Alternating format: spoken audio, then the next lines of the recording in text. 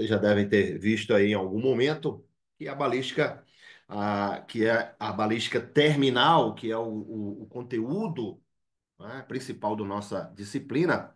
A balística ela se divide em balística interna, é tudo aquilo que acontece no interior da arma de fogo, né, desde o momento do acionamento do gatilho até o projétil abandonar a boca do cano. A balística externa, mas antes da externa você tem ali a balística intermediária, a balística de transição, que é o projétil, ele começa a abandonar a boca do cano ali, né? Mas ainda consegue, mas ainda está sob o efeito dos gases, né? Dos gases resultantes dali da deflagração do propelente. E aí você tem a balística externa, que é desde o momento que ele já não passa mais a sofrer ação desses gases e até atingir um anteparo. Né? Para Domingos Toqueto, ele fala que balística terminal, também conhecido como balística dos efeitos, balística dos ferimentos, estuda os efeitos produzidos pelo projeto desde que abandona a boca do cano até atingir o alvo. Na verdade, isso aí, se você pegar outros autores, como, por exemplo, como o João da Cunha Neto aí, que vai ser o próximo a ministrar, né? Semana que vem aí vocês vão ter aula com o Joãozinho, com o João da Cunha Neto. Para ele e para mim também, balística externa é desde que o projeto abandona a boca do cano até atingir um determinado obstáculo. Né? Ao atingir o determinado obstáculo e sofrer os seus efeitos, a gente já está falando de balística terminal, balística, como o próprio nome já diz, balística dos efeitos, né? Então ele pode atingir esse projeto, ele pode atingir um alvo animado ou inanimado, a gente vai falar aqui sempre de alvos inanimados. Então ele pode atingir uma estrutura física, né? Sofrer ricochetes, né? Algumas deformações, né? A gente vai ver aqui a diferença técnica entre perfuração e penetração. Ok? E quando a gente trata no âmbito da medicina legal, a gente trata da balística dos ferimentos, né? Então, alguma coisa que a gente vai ver, principalmente hoje aqui, né? A gente fala sempre de mecânica dos ferimentos para os calibres de alta velocidade, mecânica dos ferimentos para os calibres de baixa velocidade. Quando a gente for falar de obstáculos, a gente vai falar sobre a mecânica, né, da transposição de obstáculo dos calibres de alta e de baixa velocidade.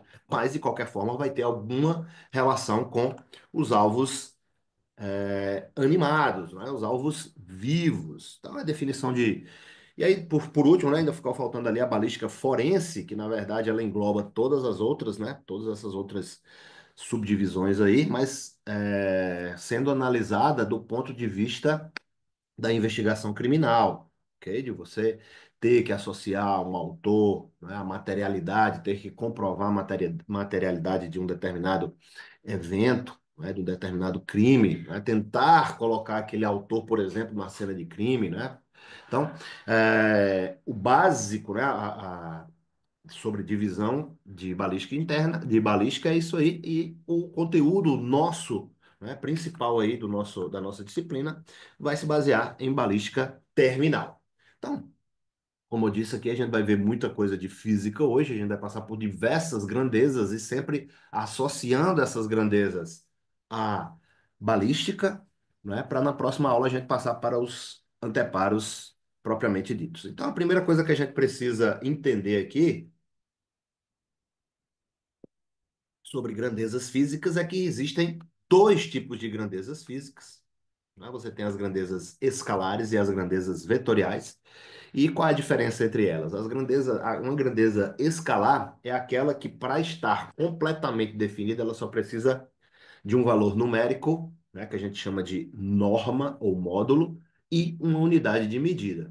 Então, com o valor numérico e uma unidade de medida, a gente consegue definir completamente uma grandeza escalar. Exemplos. Se eu falo que pô, a aula vai começar daqui a 10 minutos, então tempo é uma grandeza escalar, eu só preciso de uma unidade, né? Minutos ali que eu coloquei, eu posso usar horas, segundos, dias, meses, anos, e um valor numérico. Ah, a temperatura ambiente lá fora está 20 graus, 20 graus Celsius. Então eu tenho uma unidade e temperatura, graus Celsius aí nesse exemplo que eu dei, né? E a unidade com o valor numérico, 20. Tem um espaço percorrido, eu tenho energia, a gente vai falar de energia aqui, na verdade vai falar muito sobre energia cinética, né? Aquela que se deve ao movimento de um corpo, no caso, o movimento dos projéteis. A gente fala de trabalho também, massa, né? Ah, um projeto de 147 grains. Então, massa é uma grandeza escalar. Comprimento, densidade, a densidade do corpo humano varia entre 0,9 e 1,1 grama por centímetros cúbicos. Né? O corpo ele é bastante heterogêneo, então ele não tem uma densidade única, ela pode variar dependendo do tecido, ok? E o que seria uma grandeza vetorial, né? É aquela que além do módulo, né? Para estar completamente definida, além do módulo, que é o valor numérico, e a unidade, você precisa de direção e sentido. Então, por exemplo, velocidade, força. Força é mais fácil de você imaginar. Você está aplicando uma força num determinado corpo. Uma força de 10 newtons, valor numérico e a unidade. Ok. Mas essa força você aplicou na horizontal ou na vertical? Ah, foi na horizontal.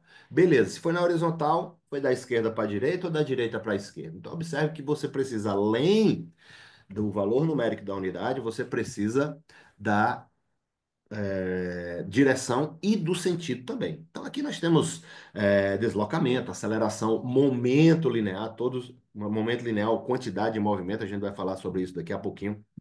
Então, a gente tem que saber, né, que existem esses dois tipos de grandeza e qual a diferença entre elas. Ok?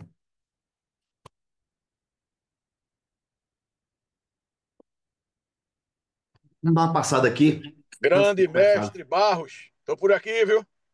Fala, Sérgio. Pô, eu já ia perguntar se você estava nessa pós. Estava sentindo sua falta aí, viu? Tô por aqui. Aí você Mais tá, como uma, você tá em todas aí, eu achei a probabilidade seria alta de encontrar você por aqui. Seja mais uma pra bem-vindo, meu conta. amigo. Então, um abraço, hein? Um abraço, seja bem-vindo aí. Ah, antes de começarmos aqui com as grandezas, vamos dar uma passada aqui nas leis de Newton e relacionar elas com a balística, é claro, né? Então, a primeira lei de Newton, que é a lei da inércia, creio que muitos tenham ou lembrem aí, né?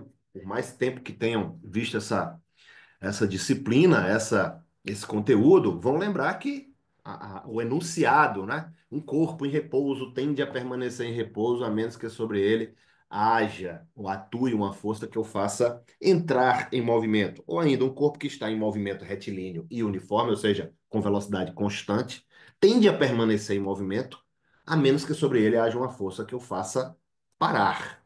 Né? Então, lei de Newton, primeira lei de Newton, a lei da inércia, ela diz também que a massa é a medida da inércia de um corpo. Então, quanto mais massa tiver um corpo, né, mais inércia ele vai ter.